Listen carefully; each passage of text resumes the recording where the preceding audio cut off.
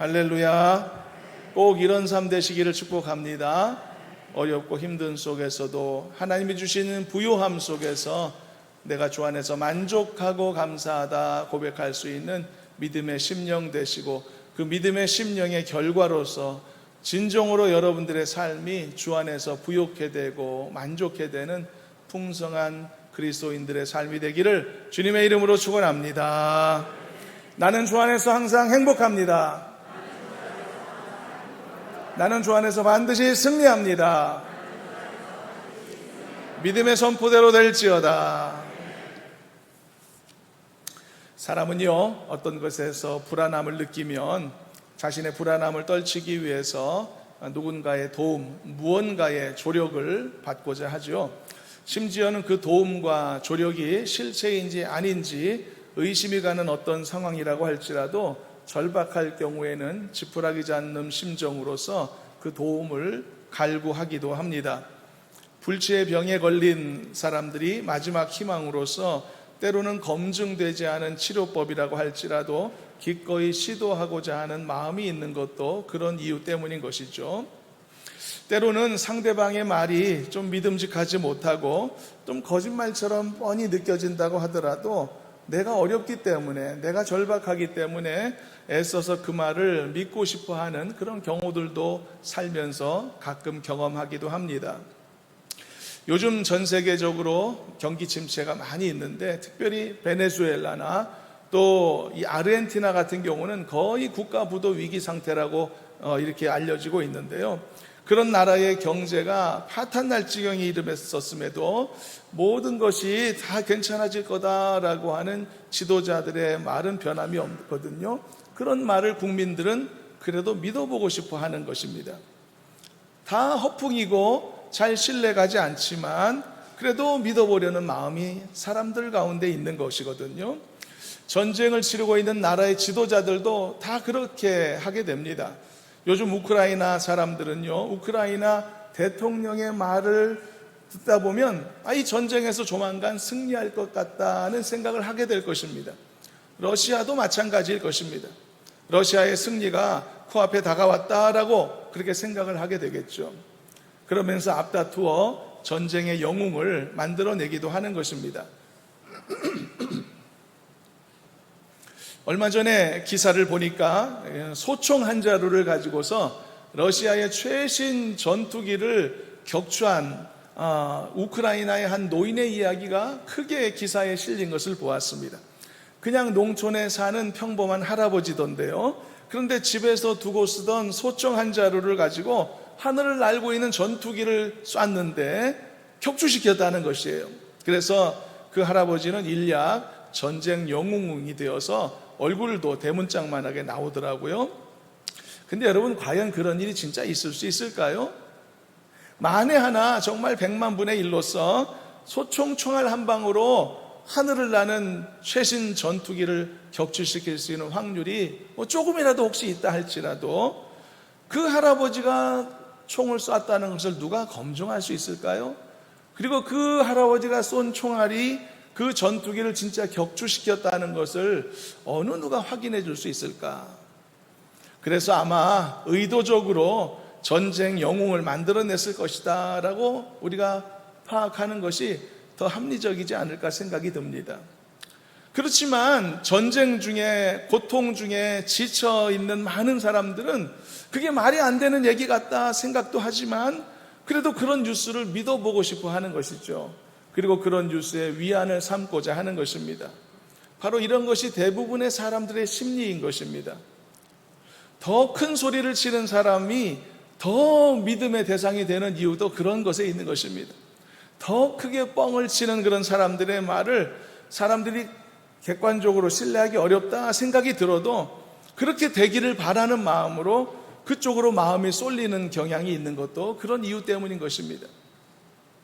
정치 세계에서 이런 말이 통용된다고 하죠. 사기를 치려면 더 크게 사기치는 것이 더 낫다, 그런 말이 있습니다. 정치 공약을 내걸 때도요, 실현 불가능하더라도 크게 이 뻥을 치게 되면 그것에 반응을 하고 열광하는 사람들이 반드시 생긴다는 그런 논리입니다. 어떤 대선 후보는요, 대선 때마다 빠지지 않고 나와서 엄청난 공약을 발표하던데요. 이번에도 나와서 대한민국의 신혼부부 모두에게 1억 원씩을 결혼 축하금으로 지급한다고 말하고 주택 자금으로 2억 원씩 준다 이렇게 공약을 하더라고요. 그리고 18세 이상의 모든 국민들에게 째째하게 20만 원, 30만 원 코로나 지원금 그런 거 주지 말고 1인당 1억 원씩 지급하겠다 공약을 내건 것을 보았습니다. 말도 안 되는 이야기죠. 그렇지만 생각하면 좀 괜찮은 마음이 들지 않습니까? 뻥을 치려면 이 정도 쳐야 말도 안 된다고 생각하면서도 그렇게 됐으면 좋겠다 이런 생각을 하게 되는 것이죠. 그러면서 우리 집은 얼마 받을 수 있을까 막 나도 모르게 계산하게 되고 말이죠. 사람이 그렇게 되는 것입니다. 그런데 만일 여러분 이런 큰 소리들이 뻥이 아니고 사기가 아니고 공수표가 아니고 그렇다면 어떤 결과가 나타나게 될 것인가? 여러분 사람들의 심리가 우리가 앞에 살폈던 것처럼 이렇게 근거도 없고 목소리를 높이는 그런 사람들을 향해서도 신뢰를 주고 싶어하고 그런 사람에게 기대고 싶은 마음들을 갖게 되기 마련인데 하물며 그 당당한 큰 소리가 공수표가 아니라면 확실한 근거를 가진 강력한 소리라면 얼마나 많은 사람들이 그의 당당함에 기대고 싶어 하게 되냐는 것입니다. 오늘 본문 말씀은 이렇게 예수님께서 당당하고 거침없이 놀라운 공약을 우리들에게 제공하고 계신 매우 특별한 말씀인 것입니다. 이제 오늘 말씀으로 한번 들어가 보시도록 하겠습니다. 마태복음 11장 28절인데요. 함께 먼저 한번 읽어보시도록 하겠습니다. 사실 너무 귀하고 소중한 말씀, 평범함 속에 그 소중함이 오히려 더 감추어져 있는 귀한 말씀입니다. 함께 한번 선포하듯이 합독합니다. 수고하고 무거운 짐진 자들아 다 내게로 오라. 내가 너희를 쉬게 하리라. 믿으시기를 축원합니다. 그리고 이런 말씀의 약속의 결과들 속에 살아가시기를 주님의 이름으로 축원합니다. 만일 이게 사실이라면 어떻게 되겠습니까? 이게 얼마나 놀라운 약속입니까? 그리고 이게 정말 진짜로 되어질 수 있는 일이라면 얼마나 큰 은혜입니까, 여러분?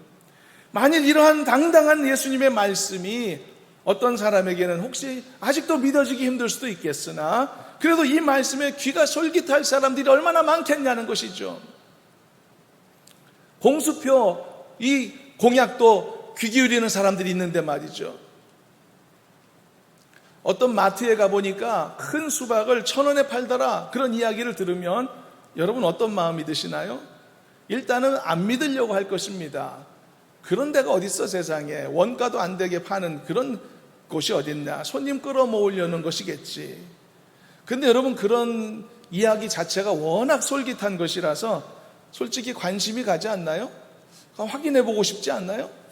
솔직히 이거 진짜면 대박인데.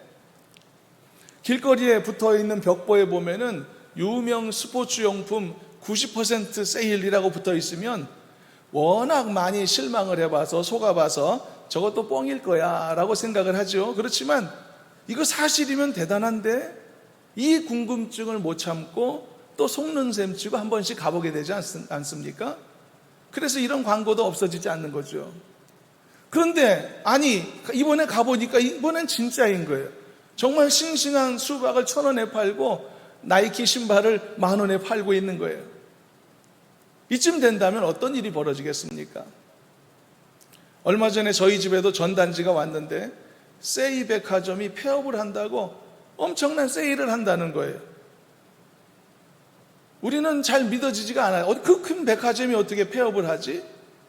우리는 많이 속아봐서 1년 365일 다음 달 폐업합니다. 현수막 걸고 있는 가게도 많이 봤기 때문에 그럴 리가 없을 텐데 근데 이번에 진짜라는 거예요. 만약 이게 진짜라고 확인이 됐다면 어떤 일이 벌어지겠습니까? 많은 사람들이 가겠죠. 자기 물건 챙길 것입니다. 그리고는 또 전화를 돌리겠죠. 이웃들에게, 가까운 사람들에게 여기 대박이라고, 수박 1,000원이라고, 나이키 신발 10,000원이라고 그렇게 얘기해 주겠죠. 여러분, 헛된 부풀려진 인간의 공약조차도 사람의 관심이 가기 마련인데 하물며 분명한 실체가 있는 강력한 약속이 맞다면 어느 누가 그 강력한 약속을 외면할 수 있겠느냐는 것입니다. 수고하고 무거운 짐진 자들아 다 내게로 오라. 내가 너희를 쉬게 하리라. 만일 이게 진짜라면, 그래서 내가 진짜 예수님께 나아가기만 한다면 정말로 나의 살아왔던 모든 인생의 아픔과 슬픔과 모든 상처들이 완벽한 치유를 받아서 씻은 듯이 나아지고 흔적조차 없이 완벽해질 수 있다면, 그리고 나는 지금까지 겪었던 모든 인생의 근심, 슬픔, 그런 질고들이 애초에 처음부터 없었던 사람이었던 것처럼 조금의 상처도 남지 않고 조금의 뒤돌아봄에 후회도 남겨지지 않고 조금의 내 안에 트라우마도 존재하지 않고 완벽한 이 심령의 평안함과 행복을 누리고 안식을 가질 수만 있다면, 여러분 이게 얼마나 놀라운 일입니까? 이게 얼마나 큰 대박입니까? 그래서 우리는 신실한 하나님의 약속을 믿는 성도로 살고 있는 것입니다. 그리고 약속대로 행하실 강하고 견고한 주님의 손길을 우리가 항상 기대하면서 어려움 중에서도 소망 잃지 않고 믿음의 길을 걷고 있는 줄로 믿습니다. 사랑하는 여러분들도 더 강하게 하나님을 신뢰하는 성도 되시길 바랍니다. 그래서 여러분들도 이 축복된 믿음의 길을 더 힘차게 걸어가는 용사들로 서시기를 주님의 이름으로 축원합니다. 그리고 이런 강력한 예수님의 약속의 근거가 실천될 수 있는 근거가 오늘 본문에도 기록되어 있는 것이죠. 29절 30절 이번에는 이 부분을 보겠습니다. 29절부터 함께 합독합니다. 나는 마음이 온유하고 겸손하니 나의 멍에를 메고 내게 배우라. 그리하면 너희 마음이 쉼을 얻으리니 이는 내 멍에는 쉽고 내 짐은 가벼움이라 하시니라. 여러분, 왜 무거운 짐을 지고 있는 인생이 예수님께 오면 안식을 얻을 수 있는지 아십니까? 그 이유는 예수님이 온유하고 겸손하시기 때문입니다. 그리고 나의 인생의 무거운 짐을 기꺼이 대신 져주시기 때문인 것입니다. 때로는 어떤 사람은 절대로 친구는 될 수 있을지언정 상담의 대상은 될 수 없는 경우가 있습니다. 내 고민을 털어놓는다고 해서 위로받을 수 있는 그런 피드백이 오지 못하는 사람도 많이 있습니다. 그냥 친한 친구로만 지낼 뿐이지 내 인생의 고민을 토로할 수 없는 존재도 얼마나 세상에 많은지, 가족들 중에서도 그런 역할을 서로 못하는 경우들도 얼마나 많은지. 그러나 예수님은 다르시다는 것입니다. 나는 온유하다. 그리고 나는 겸손하다. 그리고 내가 너의 삶의 멍에를 얼마든지 대신 짊어질 의향이 있다. 그러므로 내게로 오라는 것입니다. 이게 진짜라면 얼마나 큰 은혜인가. 이것은 공수표가 아닌 것입니다. 왜냐하면 성자 하나님 예수 그리스도의 말씀이며 약속이기 때문이죠. 그러므로 반드시 이루어질 것이며 말씀하실 대로 성취되어질 수밖에 없는 것이죠. 예수님이 무한 책임지시는 강력한 언약인 것입니다. 자, 이 정도 된다면 어느 누가 예수께로 나오지 않을 수 있을까요? 신발 하나 싸게 판다는 소문 들어도 사람들이 구름대같이 몰려가는데 예수님께로 나오면 인생의 모든 무거운 짐을 그 앞에 내려놓을 수 있다면 누가 이 놀라운 특혜를 거부할 수 있겠는가 말입니다. 그런데 가만히 보면 왜 아직도 많은 사람들이 주님 앞으로 나오지 않고 있을까? 그 이유는 한 가지입니다. 여전히 그들은 반신반의하고 있기 때문인 것이죠. 어떤 경우에는 아예 이런 약속 자체를 아직 들어본 적도 없을 것이기 때문입니다. 전단지조차 받아보지 못하면 뭐가 있는지도 모르듯이 말이죠. 사랑하는 여러분들은 어디에 속한 사람들이십니까? 아마 여기 계신 여러분들은 대부분 예수님의 이 약속을 이미 들으신 분이며 그래서 알고 계실 겁니다. 그리고 어떤 분들은 이 약속의 풍성한 결과 속에서 믿음의 삶을 살고 계시기도 하겠죠. 그렇다면 우리는 각각의 형편 속에서 어떤 반응을 보여야 할까요? 은혜를 체험하고 은혜를 알고 있는 우리는 예수님께로 이 말씀을 들을 때 더 가까이 나아가고자 할 것입니다. 그래야만 더 확실한 인생의 짐에서 자유함을 누리게 될 테니까요. 그리고 또 한 가지는 이 놀라운 정보를 아마 우리는 더 많은 사람들에게 알리고자 할 것입니다. 나만 알고 있을 수는 없으니까 가까운 이웃과 형제들에게도 그리고 알려야 되겠죠. 왜냐하면 그들도 나처럼 이 은혜를 공유하기를 원할 테니까요. 수고하고 무거운 짐진 자들아 다 내게로 오라. 내가 너희를 쉬게 하리라. 나도 나의 이웃도 나의 가족들도 이 약속을 붙잡고 이 은혜를 누리면 얼마나 좋겠습니까? 사랑하는 여러분도 바로 이 놀라운 예수님의 약속을 여러분 삶 깊숙이 누리는 은혜가 있기를 주님의 이름으로 소망합니다. 아울러 이 놀라운 약속을 더 많은 사람들이 혜택으로 누릴 수 있도록 입술을 열어 복음을 전하고 삶에서는 그리스도의 향기를 내뿜을 수 있는 선한 영향력을 끼치는 성도들이 되시기를 주님의 이름으로 축원합니다. 자, 그런데 여기서 우리는 근원적인 질문을 좀 더 깊이 살펴보고 지나가기를 원합니다. 그것은 앞에서 꺼냈던 질문입니다. 왜 아직도 많은 사람들이 이 엄청난 혜택이 있는 약속을 앞에 놓고서도 이 복음을 받아들이지 않는가라는 질문입니다. 그리고 그렇다면 결과적으로 이 복음을 받아들이는 사람과 받아들이지 않는 사람으로 나뉠 텐데 바로 이런 나뉘면은 어떤 차이가 있는 것인가라는 궁금증도 생기게 될 것입니다. 이제 이 부분을 살펴보겠습니다. 여러분 조직신학에서는요, 우리가 받은 구원에 대해서 설명을 할 때 불가항력적 은혜다라는 표현을 사용합니다. 이것은 이런 뜻입니다. 내가 구원을 받은 것이 나의 의지와는 관계없이 저 너머의 일이고 저 너머의 결정이다라는 그런 원칙을 말하는 것입니다. 그러니까 내가 예수 믿고 있는 것은 근본적으로 내 결정이 아니라 그 앞서 하나님의 역할이 있다, 이런 뜻입니다. 내가 성경을 깨닫고 내가 말씀을 듣고 설교를 듣고 그래서 내가 예수님을 발견하고 그 사랑을 깨닫게 된 것도 사실이지만 그러나 그것이 나의 결정과 나의 의지 넘어 역사하시는 하나님의 강력한 손길이 있다는 이야기를 하는 것입니다. 그게 뭔가 전적인 하나님의 결정하심고 하나님의 허락하심이라는 그런 뜻이죠. 그래서 나를 구원해 주시기로 하나님이 만일 결정하셨다, 그럼 누구도 이 하나님의 결정을 뒤엎을 수 없다는 것입니다. 심지어 악한 사탄 마귀라도 이 하나님의 결정을 뒤엎지 못한다는 뜻이죠. 그리고 심지어 당사자인 나조차도 나를 구원하시고 자녀 삼고자 하시는 하나님의 결정을 거부할 수 없게 된다는 뜻입니다. 이것이 불가항력적 하나님의 은혜라는 표현의 의미이죠. 당연히 맞습니다. 하나님이 선택하셨다면 누구도 거절할 수 없습니다. 담에색 도상을 걸어가던 사도 바울이 그렇게 해서 예수님 만났던 것이고, 태어날 때부터 나시린으로 구별되었던 삼손 같은 사람도 그래서 하나님 쓰임받은 것 아닙니까? 그러므로 저항할 수 없죠. 거절할 수 없습니다. 그만큼 나의 구원에 관한 모든 것은 전적인 하나님의 의지에 달려 있으며 하나님의 결정인 것이 사실인 것이죠. 그러나 이 사실을 깨닫지 못한 인생은 어떤 결과가 나타날까요? 자신의 인생의 깊숙한 곳까지 미쳐있는 하나님의 강한 손길을 전혀 인지하지 못하고 살겠죠. 그래서 모든 게 자신의 결정인 줄로 알고 자기가 갖게 된 모든 것도 자기 수고와 노력의 결과인 줄로 그렇게 알면서 착각하겠죠. 그래서 감사할 줄 모르는 사람이 되겠죠. 심지어 하나님은 고사하고 살면서 수많은 형제들에게 또 친척들에게 주변 사람들에게 도움을 받으면서 오늘 내가 여기 존재하는 것인데 하나도 고마워하지 않는 그런 삶을 살아가게 되겠죠. 그러나 여러분 반대로 신앙적인 부분은 일단 제쳐놓고 그냥 인생의 성숙을 잃은 사람들만 한번 생각해 보도록 합니다.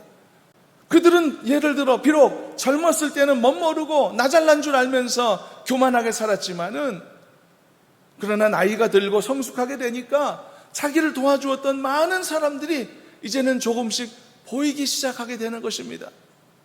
한결같이 내 곁을 떠나지 않고 나를 도와주었던 아내의 존재가 점점 더 크게 보여지게 되는 것이죠. 이게 철드는 과정 아닙니까? 젊었을 때는 교만하게 내가 이 성공을 다 이루었다, 내 거다라고 생각했지만은 이제는 나를 도와주었던 많은 동료들이 있었고 직원들이 있었고 친구들이 있었고 조력자들이 있었다는 사실이 이제 보여지게 되는 것이거든요.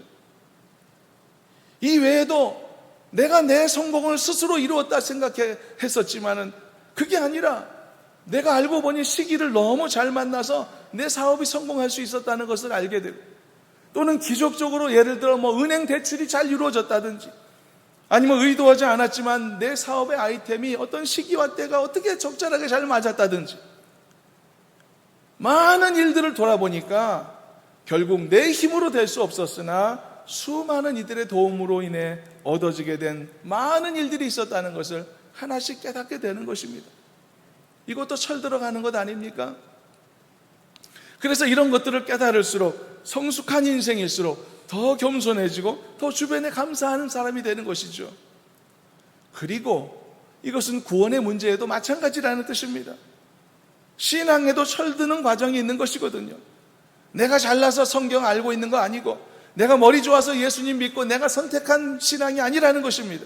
이 모든 건 전적인 하나님의 은혜이며, 앞서 밝힌 것처럼 신학적인 용어로 불가항력적 하나님의 은총이다 라는 것이죠. 그래서 여러분, 내가 누리는 구원의 문제에 관한 한 우리는 어떤 케이스나 어떤 상황을 상정하더라도 전적인 하나님의 은혜로만 고백하고 규정할 수밖에 없는 것입니다. 이 사실은 움직이지 않습니다. 자, 그런데 이 사실이 앞에서 던졌던 질문에 충분한 대답이 되느냐라고 하는 것을 이제 봐야 됩니다. 앞에 어떤 질문이었죠?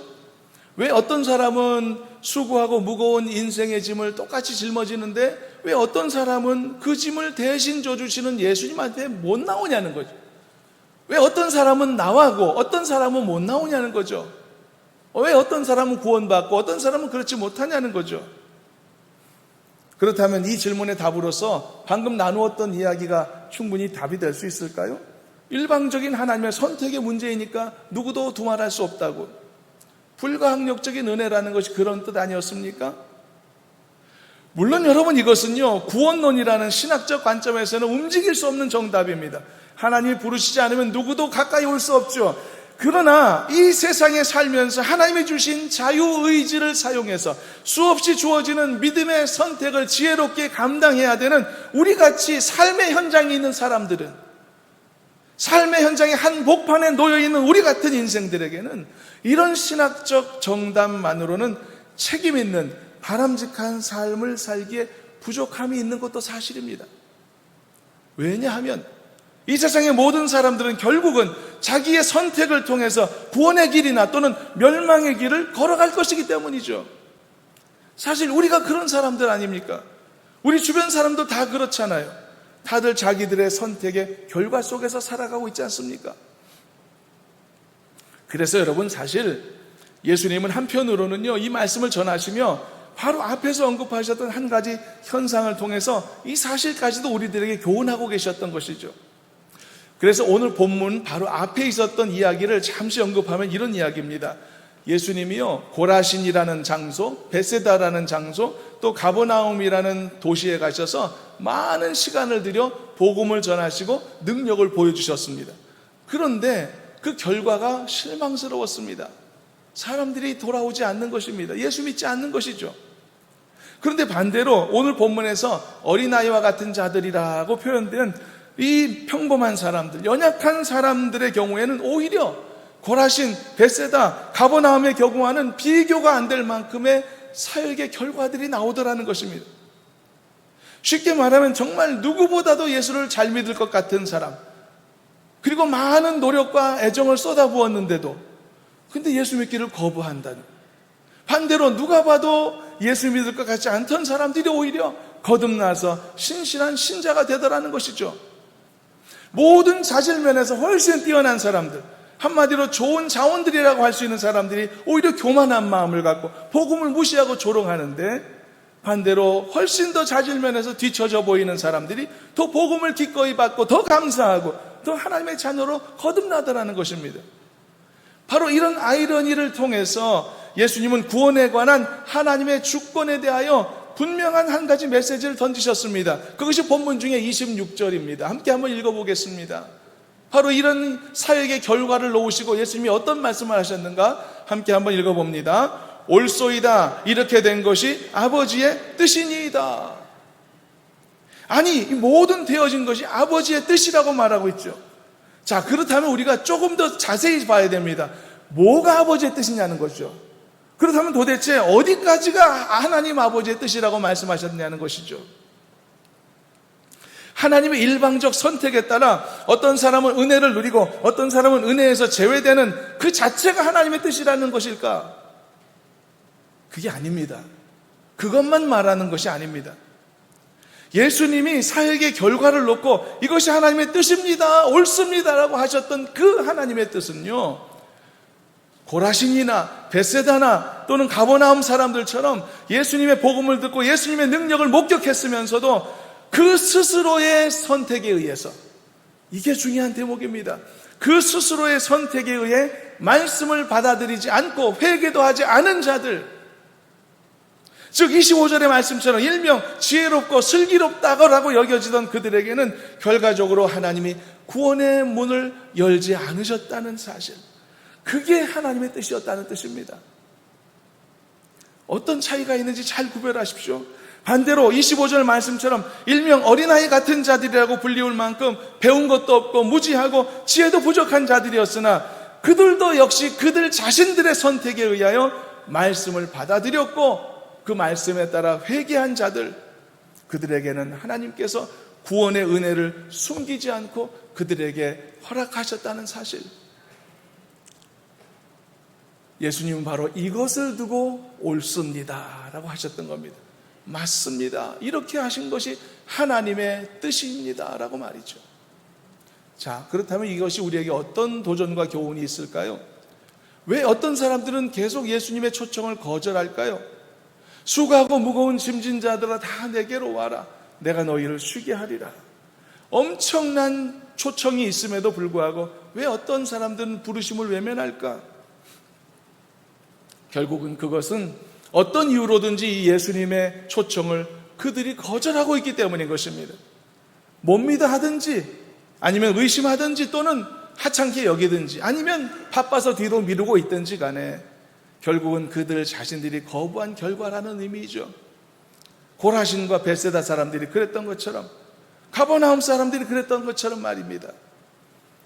그러나 사랑하는 여러분, 그렇기 때문에 마지막 심판날이 되면요, 하나님 앞에서 누구도 변명할 수 없다는 사실을 우리는 알아야 됩니다. 그래서 하나님이 주신 이 기회의 시간에 더 최선을 다해서 하나님의 자녀다운 믿음의 삶을 감당하는 성도가 되어야만 하는 것이죠. 그렇다면 이제 한 사람을 선택하시는 하나님의 선택의 은혜와 또 하나님의 복음을 초청을 거절하는 개인의 결정에 이 상관관계를 이제 좀 더 조화롭게 정의하고 좀 이해할 필요가 있겠습니다. 조금 더 말씀을 보겠습니다. 더 나아가서 예수님은 이 결과에 대해서 이렇게도 설명하셨습니다. 이번에는 본문 25절 읽어보겠습니다. 함께 읽어봅니다. 그때에 예수께서 대답하여 이르시되 천지의 주제이신 아버지여, 이것을 지혜롭고 슬기는 자들에게는 숨기시고 어린아이들에게는 나타내심을 감사하나이다. 하나님은 두 가지 일을 하셨습니다. 하나는 첫째는 숨기심, 둘째는 나타내심입니다. 어떤 이들에게는 숨기셨습니다. 어떤 이들에게는 나타내셨습니다. 이것은 당연히 하나님의 권한에 속한다고 이미 말씀했죠. 숨기심과 나타내심을 결정하는 것은 하나님의 고유 권한입니다. 어떤 경우라도 그래서 구원론에 입각한 신학적 정답은 사라지지 않습니다. 하나님이 선택해야 택함을 입습니다. 선택하지 않으면 누구도 하나님 앞에 올 수 없습니다. 인간이 뭘 안다고 해서 구원을 쟁취하는 것은 아닙니다. 항상 하나님이 인정하시고 허락하셔야 구원의 문 안으로 들어올 수 있는 것입니다. 뒷구멍은 없는 것입니다. 나중에 하나님이 계산해 보니까 내가 모르는데 누가 들어왔네? 그런 일은 존재하지 않는다는 뜻입니다. 하나님이 허락하셔야, 열어주셔야 그 안에 들어오게 되는 것이죠. 이것을 설명하는 것이 마지막 27절인데 아무리 강조해도 지나치지 않습니다. 27절까지 읽어보겠습니다. 본문 27절 합독합니다. 내 아버지께서 모든 것을 내게 주셨으니 아버지 외에는 아들을 아는 자가 없고 아들과 또 아들의 소원대로 계시를 받는 자 외에는 아버지를 아는 자가 없느니라. 더 이상 논란이 필요 없죠. 하나님이 오게 하셔야 오는 것이고 하나님이 들어가게 하셔야 들어갈 수 있는 것입니다. 그렇지만 이제 마지막으로 오늘 우리는 이에 더해서 중요한 한 가지 사실을 함께 살폈던 것입니다. 결정은 전적으로 하나님의 고유 권한이 맞지만, 그러나 이렇게 하나님의 허락하심과 그 결정하심에 있어 지대한 영향을 끼칠 수 있는 한 가지 사실이 있다는 점을 우리는 보게 된 것이죠. 그게 뭐였습니까? 오늘 본문의 케이스를 보게 될 때 여러분 잘 보십시오. 왜 하나님께서 고라신 사람들, 벳사다 사람들, 가버나움 사람들에게는 구원의 복음을 숨기셨죠? 왜 그들에게는 숨기셨나요? 또 반대로 왜 하나님은 어린아이같이 순전하고 연약하고 지혜가 부족한 자들임에도 왜 그들에게는 구원의 복음을 나타내셨죠? 왜 드러내셨나요? 하나님은 이런 중요한 결정을 하실 때 무엇을 참고하셨다고 생각하십니까? 누구를 구원받을 자로 선택하고 또 누군가를 구원받지 못할 자로 선택하는 이 하나님의 결정은 오직 하나님께만 속한 권리이고 권세가 분명하지만, 이 하나님의 결정은요 그저 운에 맡겨진 채로 무작정으로, 무작위로, 인격 없이 폭력적으로 이루어지는 것만은 아니다라는 사실을 지금 말하고 있는 것입니다. 오늘 본문의 사례처럼 말이죠. 그가 구원의 복음 앞에서 자신의 마음의 문을 여는지 또는 그것을 거부하는지 그들의 스스로의 선택을 보시면서 하나님은 이 결정을 내리신다는 것을 알 수 있다는 사실입니다. 그러나 그것까지는 알아야죠. 하나님의 선택하심이 더 강력한 하나님의 이 권한 안에 있는 것이기 때문에, 심지어 어떤 바울 같은 사람은 오히려 예수님을 이 핍박하고 예수 믿는 사람들을 죽이며 다니는 그런 사람이었다고 할지라도 그 자신의 의지와는 관계없이 어떤 사람을 강제로 이끄는 하나님의 권세도 존재하는 것은 사실입니다. 그러나 하나님께서 누구를 선택하시고 누구를 배제하실 때 어떤 이 기준을 참고하시겠냐는 것이죠. 그래서 여러분, 예수님은 바로 이 사실을 말씀하신 겁니다. 처음부터 끝까지 모두 이 모든 사역을 관찰하시면서 그래서 옳습니다, 이것이 아버지의 뜻입니다 라고 말씀하셨던 것이죠. 그래서 하나님이 단지 구원받을 자를 선별하시는 자체를 하나님의 뜻이다 하신 것이 아니라 거부하는 자에게는 숨기시는 결정을 하시고, 그리고 기쁘게 받는 자에게는 나타내시는 결정을 하시는 이 하나님의 결정하심을 두고 맞습니다, 이것이 하나님의 뜻입니다 라고 그렇게 고백하셨던 것입니다. 그래서 여러분, 우리는 오늘 이 말씀을 깊이 새겨서 하나님이 나에게 주신 이 구원의 은혜의 원리와 그 소중함을 더 깊이 이해하고 깨닫는 우리가 되었으면 좋겠습니다. 사랑하는 여러분, 왜 내가 구원받은 것이 하나님의 전적인 은혜다, 변함없이 평생토록 고백해야 하는지 그 이유를 꼭 알게 되시기를 저는 바랍니다. 그래서 내가 받은 구원, 내가 누리고 있는 모든 인생의 축복들까지도 절대로 그것 때문에 자랑하거나 교만하거나 자기를 높이지 아니하고 오직 모든 영광을 하나님께만 올려드리는 변함없이 지혜로운 성도로 살아가는 우리가 되기를 저는 간절히 소망하는 것입니다. 그러나 반면에 오늘 나눈 말씀처럼 이 하나님의 선택하심은 인격적으로 그리고 인격 없이 무작위로 이루어지는 게 아니라 복음의 초청 앞에서 자신의 마음의 문을 여는 각자의 선택의 행위가 이 하나님의 선택함과 결정하심에 지대한 영향을 끼친다는 사실도 주목하고 기억하기를 바라는 것입니다. 그래서 구원의 복음과 이 복음으로의 초청 앞에서 개인의 고백과 신앙의 선택이 얼마나 중요한 부분인지를 깨닫게 되길 바라고, 그리고 우리가 이미 예수 믿은 사람들이라면 우리가 삶에서 누리는 은혜와 축복에 대해서도 얼마나 우리가 하나님의 말씀 따라 살기로 결정하고 결단하는지, 나의 삶의 경건의 삶을 위해 얼마나 더 말씀의 실천을 위해 애쓰고 힘쓰는지에 따라서 하나님께서 우리에게 주시는 축복의 범위가 달라질 수도 있다는 사실도 인지하며 살았으면 좋겠다는 것이죠. 이것이 우리에게 말씀의 도전이 되기를 바라는 것입니다. 말씀을 맺겠습니다. 수고하고 무거운 짐진 자들아 다 내게로 오라, 내가 너희를 쉬게 하리라. 예수님은 모든 사람들에게 이 구원의 초청을 하셨죠.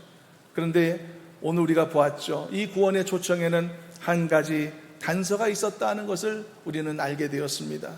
그 단서를 우리가 말씀을 통해서 장황하게 나누었습니다만 한마디로 한 단어로 줄인다면 뭐가 될까요? 그 정답은 재밌게도 우리가 방금 읽은 말씀 안에 있습니다. 그 단서가 뭘까요? 그 정답은 뭘까요?